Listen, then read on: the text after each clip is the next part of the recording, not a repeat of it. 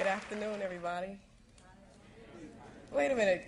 Good afternoon. Come on. We're all trying to get to this next level without, as my brethren says, without the next level finding us. You know, it's like life is peaks and valleys. And some people think some people explain that as good times, bad times, but I actually think it's learning or let's say learning mastership, okay, or study mastership.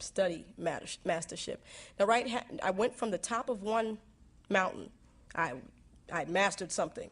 I'd mastered something and people appreciated it. But, you know, once you're on the top of that mountain, you have to go this way. But in hip-hop, everybody's like, I'm not moving. I'm the master. I'm great. I'm dope. I'm hot. I'm here. I've arrived. I'm not going anywhere. And that's what you stay stuck on top of one hill, one mountain, when, you know, God's intention is that we study and master a bunch of different things. And so here I am descending this hill, and everybody's like, where you going? You know, we're supposed to be on the top of the hill. But it's exciting time. It's definitely exciting time for me because I'm at the foot of another hill.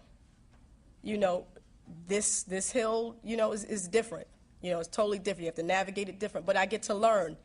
And then once you learn and you go through that, you are on the top of another one. So I would just encourage everybody, never be afraid of not knowing.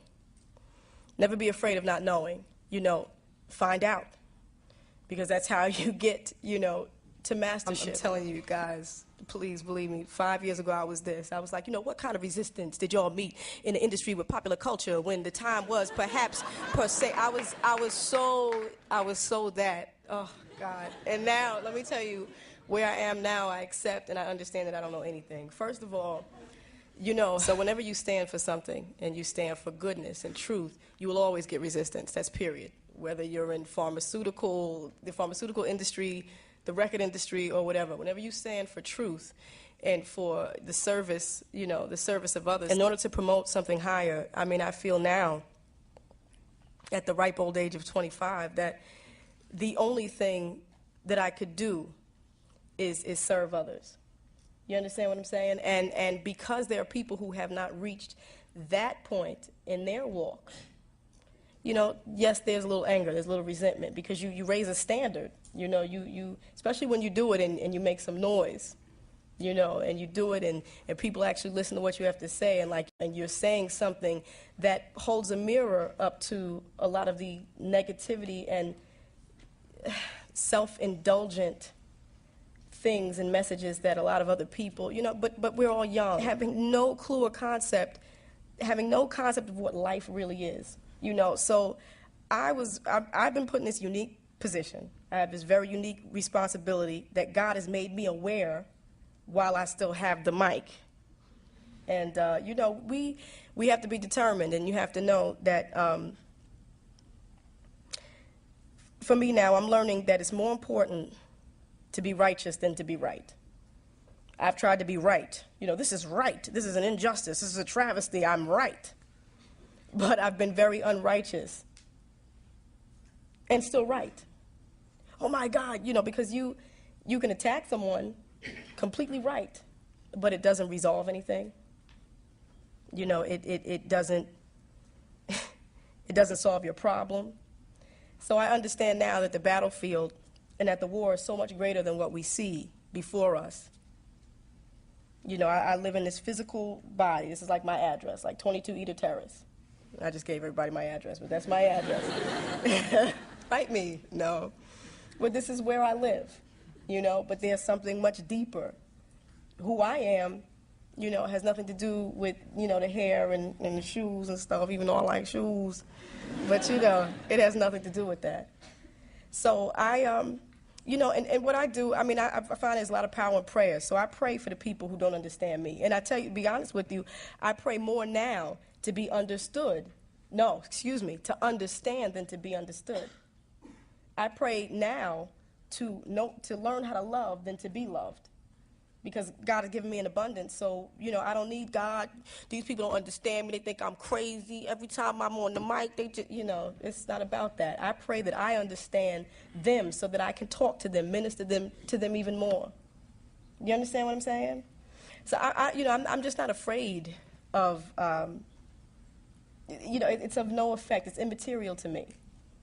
Because our enemies are not physical bodies. They're actually our family. They don't know it, and we don't always know it. But our enemies are not, they're not flesh and blood. And our problems are not flesh and blood, even though we think they are. I hope that, I know that was very, I don't mean to sound ethereal, because what I'm saying, I'm telling you, is heavy as bricks. It's concrete. It's very concrete. Sometimes it can sound like doo-doo-doo, but it's not that. It's like, who saw the movie The Matrix? Okay.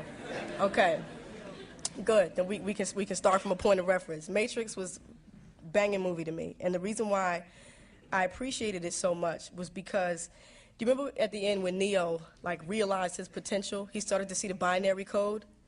You remember that? The whole world?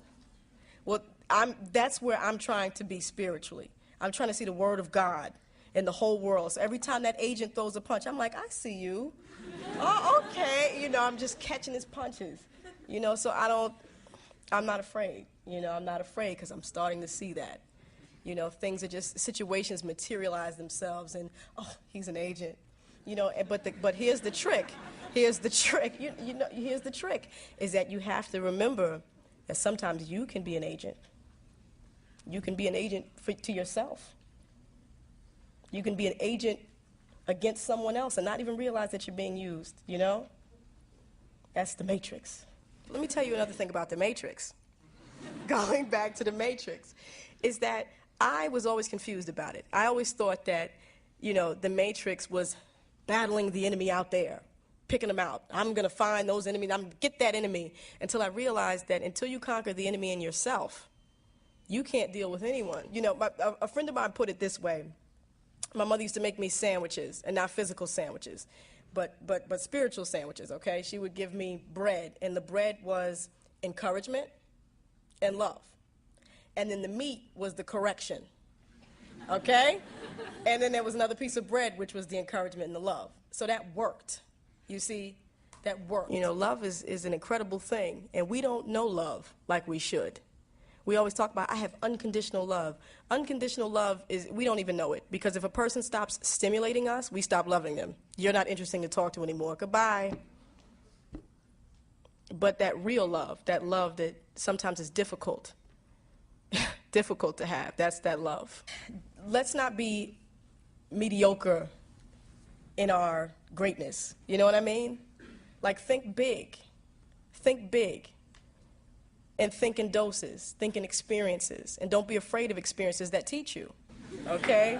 Thank you, everyone.